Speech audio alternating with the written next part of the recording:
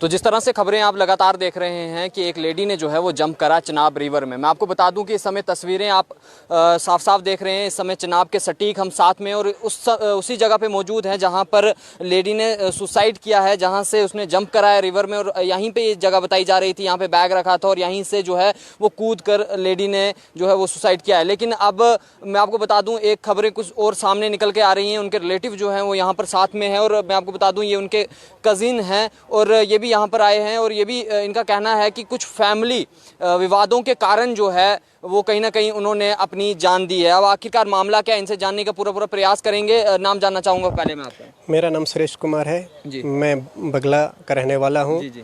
तो जैसे कि ये वाक़ा पेश आया आज सुबह ही। ये इनका नाम क्या था? रेनू देवी। इनका नाम रीनू देवी है। ये मेरे चाचे की लड़की है जी।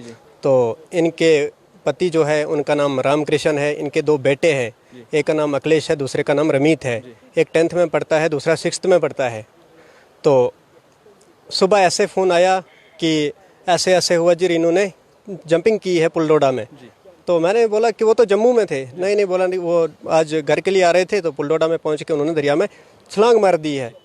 तो वैसे ही मैंने फ़ोन किया और वैसे न्यूज़ आई, मैंने न्यूज़ देखा। फिर हम यहाँ पे मौके पे पहुँचे, यहाँ पे देखा तो यहाँ पे इनसे पूछा, जो काम करने वाले हैं इनसे पूछा कि ऐसे वाक़ा हुआ है। बोला हाँ ये है, उनका आधार कार्ड है, ये इनके बैंक अकाउंट की कापियाँ हैं।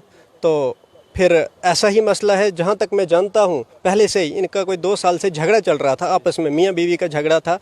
ये जम्मू में रहते थे, जम्मू में इनके बच्चे पढ़ते थे और उसके पति ने अपने साथ बच्चे भी उठा के वो घर आ गया था, इसको अकेला ही छोड़ दिया था जम्मू में। ये कितने देर तो पहले की बात? ये इनका झगड़ा कोई 2 साल से चल रहा था। इनके FIR वगैरह भी लगे हुए हैं थानों में। तो किसी पुलिस ने इनके ऊपर एक्शन किया, न किसी ने कुछ किया। जम्मू में भी इनके थाने में FIR लगी हुई हैं, डोडा में भी ये थाने में आए हैं। तो इनकी किसी ने इनको पूछा कि आप क्या कर रहे हो, क्या नहीं, कुछ नहीं। वो अपने घर में बैठे हुए थे, उनके पति अपने बच्चे लेके घर में बैठे हुए थे। तो जो रीनू देवी थी वो आज सुबह जम्मू से आई तो यहाँ पे ऐसा किया कि छलांग मार दी, अपने आप को ही ख़त्म कर दिया। नहीं तो मतलब मेन कारण जो था वो कहीं ना कहीं फैमिली का कारण था, उस वजह से ही जो है वो जंप करा है। हाँ, मेन कारण बस वही है फैमिली का। उसका जो पति है, उसके पति का जो भाई है, उसकी बीवी है, वो 3 बंदे उसको टॉर्चर कर रहे थे और इतना टॉर्चर किया कि आज वो जान देने पे मजबूर हो गई। हमने सुना है कि कहीं वीडियो भी एक रिकॉर्ड की है उन्होंने, जिसमें उन्होंने कहा है कि किसके वजह से जो है वो ये कर रहे हैं। उनकी एक वीडियो नहीं बल्कि उन्होंने इतने सबूत छोड़ के रखे हैं, उतने सबूत छोड़ के रखे हैं। अगर पुलिस उन पे बरजोर अमल करे तो वो कभी बाहर नहीं आ सकते।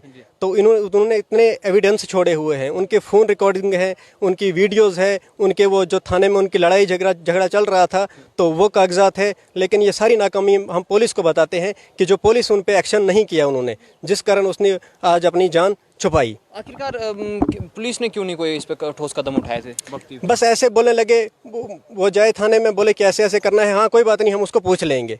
पूछ लेने का मतलब हुआ कि आज उसने अपनी जान ही दे दी, तो अब पूछते रहो या मत पूछो।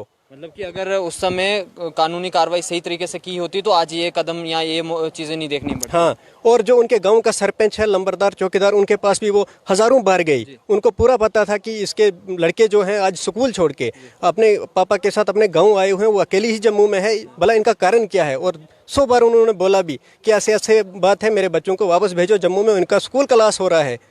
तो उन्होंने न चौकीदार ने सुनी, न लंबरदार ने सुनी, न उसके माँ ने सुनी। तो भाई उसके फेवर में थे।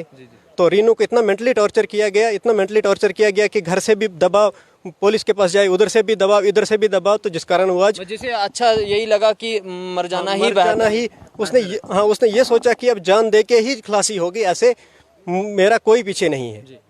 तो अभी क्या यहाँ पे तहसीलदार साहब भी आए थे, मैम भी आए थे, नायब तहसीलदार साहब भी आए थे, तो क्या उनकी तरफ से कोई आश्वासन, क्या उनकी तरफ से जो है वो देखने को मिला है? अभी तक कोई भी आश्वासन नहीं मिला है। और नहीं तो उसके घर का कोई फ़ोन आया है कि हाँ जी उसके बच्चे ही फ़ोन करते कि मामू हमारी माँ दरिया में गई है, क्या हुआ, कैसे हुआ। किसी ने भी कोई फ़ोन नहीं किया है, जैसे उनको पता ही नहीं है। मतलब अभी तक कोई कांटेक्ट करने की कोशिश नहीं की है।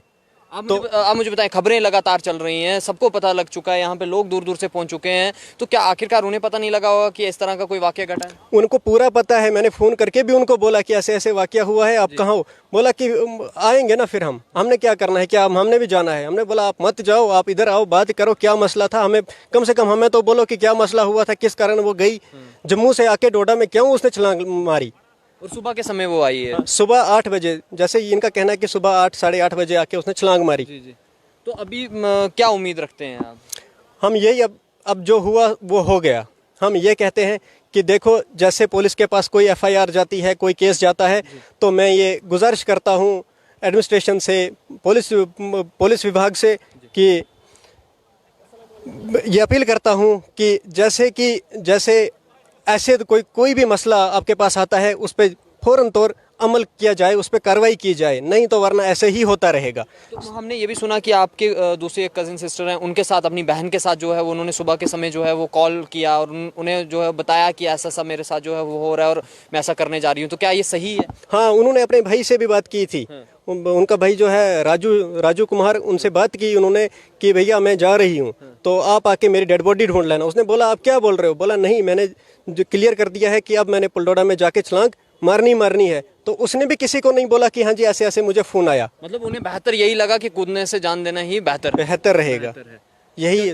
चलिए, देख रहे हैं आप, जानकारी आप तक पहुंचाने की पूरी कोशिश कर रहे हैं। जिस तरह से सुबह के वक्त जो है वो चिनाब में एक लेडी ने जो है वो जंप करा है। आपको बता दें, रेणु देवी जो है उसका नाम बताया जा रहा है और जम्मू से सुबह के समय ही आई थी और सुबह के समय ही जो है वो उसने इसी जगह पर, जहाँ पर मैं खड़ा हूँ इस समय, यहीं इसी जगह पर जो है वो कूद कर जो है वो उसने छलांग मार दी। मैं आपको बता दूं कि इसके साथ ये भी बताया जा रहा है कि फैमिली जो है वो विवाद चल रहा था, कहीं ना कहीं पति के साथ जो है वो विवाद चल रहा था, जिस कारण की वजह से उसने जंप मारा है। देखिए, इन्होंने एक फ़ोटो जो है फ़ोटो दिखाने की कोशिश कर रहे हैं हम आपको। ये उस लेडी की तस्वीर है, ये फ़ोटो है और इस लेडी ने जो है वो सुबह के समय जो है वो छलांग मारने की यहाँ से जो है यहाँ से छलांग मारी है और रेस्क्यू टीम उसके बाद लगी। लेकिन और यहाँ पर जो कुछ वर्कर्स थे, यहाँ पे आपको बता दें, यहाँ पे काम भी लगा है, रोड का काम लगा हुआ है, कंस्ट्रक्शन के जो यहाँ पे वर्कर्स थे, उन्होंने जब उसे यहाँ से जंप मारते हुए देखा तो उन्होंने इसी जो यहाँ पर आप एक देखेंगे एक रॉड का पीस, आपको सरिये का पीस जो है वो यहाँ पे देखने को मिल रहा होगा, यही सरिया जो है उन्होंने उसे थमाने की कोशिश की स्टार्टिंग में।